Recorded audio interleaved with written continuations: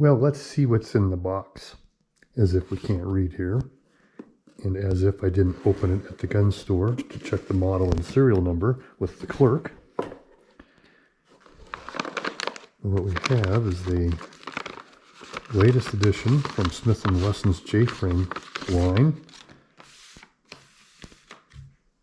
distributed by Lipsey's. And this is the 642 UC Ultimate Carry J-frame.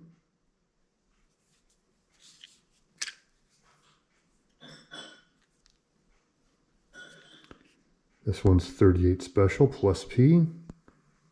So we got 5-chamber cylinder. Let's take a look at what else is in the box.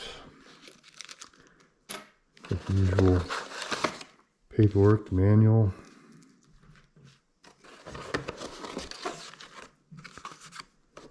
Warranty card looks like.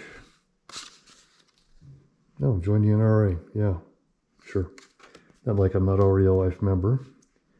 And hoping that the NRA can now put themselves together after the events of the last few months and get back on track. And, oh yeah, that child-proof lock I ordered. I'm glad that came in. You know, actually these were good use for locking my helmet to my motorcycle back when I was riding motorcycles a few years ago.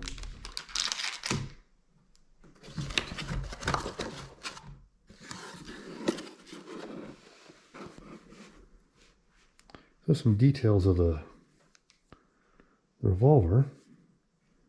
XS front sight. That thing's pinned right there, so this is changeable.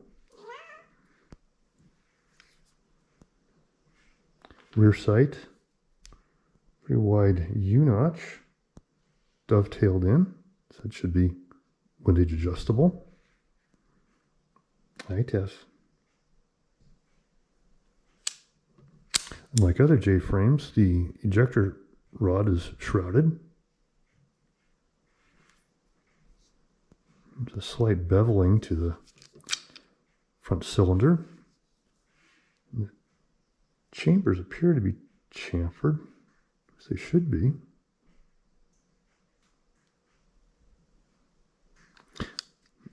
Let's try dry press.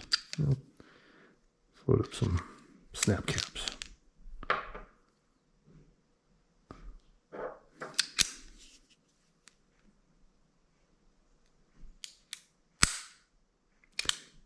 Yeah, it's still a double action pull, but it's nice and smooth. It pulls straight through. There's no hesitation or hanging up. VZ grips. These are cut a little higher in the back strap for this model. So if you're a revolver guy and have been a J-frame guy for a while, kind of like me, this is interesting. My first J-frame, it's a Model 36 dating back to probably 1980. And this rode with me as a backup, hideout backup gun for a number of years. And it was replaced probably in the early 2000s by a 342 PD, titanium. A little improvement on the sights there. And the weight. These VZ grips here on this 342 are a new addition. But this rode with me for the last few years as a backup and then into retirement for just going out for walks or bicycle rides. And so there's the next advancement in front sights.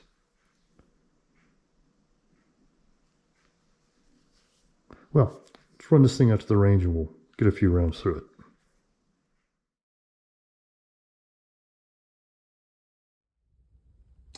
Well, this video was supposed to be a fun video about the brand new 642 UC I picked up, how great it was, how awesome it was.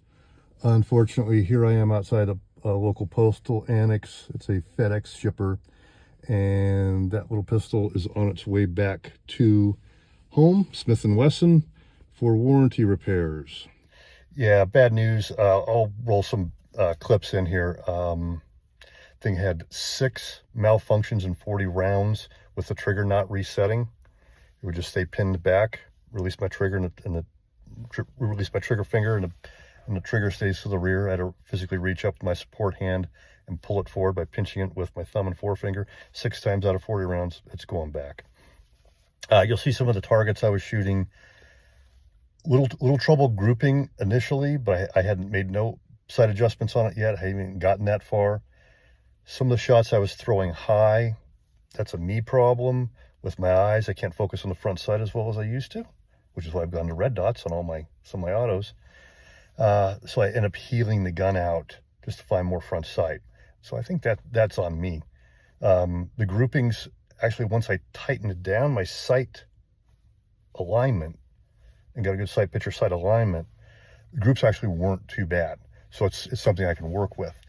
Maybe make a little windage adjustment. I think I needed to come over to the left a little bit, but you can't get any trigger time and do that if the trigger ain't resetting properly several times. So they said 3 to 4 week turnaround. Smith & Wesson did about 3 to 4 week turnaround right now for warranty work. So hopefully I will have a do-over video in about a month, and it will be happy good news. Thanks for watching. From 5 yards, everything's being done at 5 yards, and this is 2 hands when we're ready.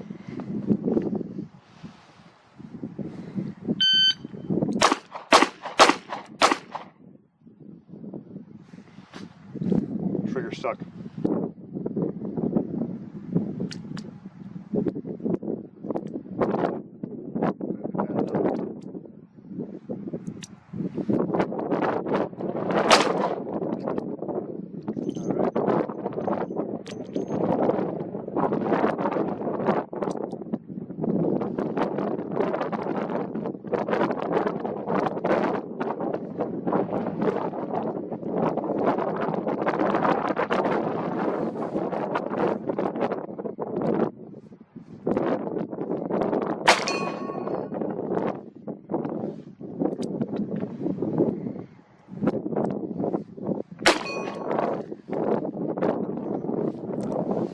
So there's just a couple examples of the trigger not going back to reset.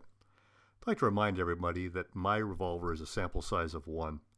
There's thousands of other of these things going out, and I bet they're not giving their new owners any trouble. The test will be to see if Smith sends this thing back functioning. I'm betting they do, and I'm betting I'm going to get some good quality trigger time with it when I get it back. I'd like to thank my wife for being out there on a cold, very windy winter day. She's a trooper out there. I appreciated it.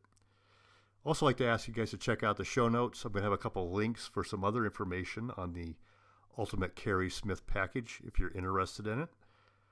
And as always, thanks for watching.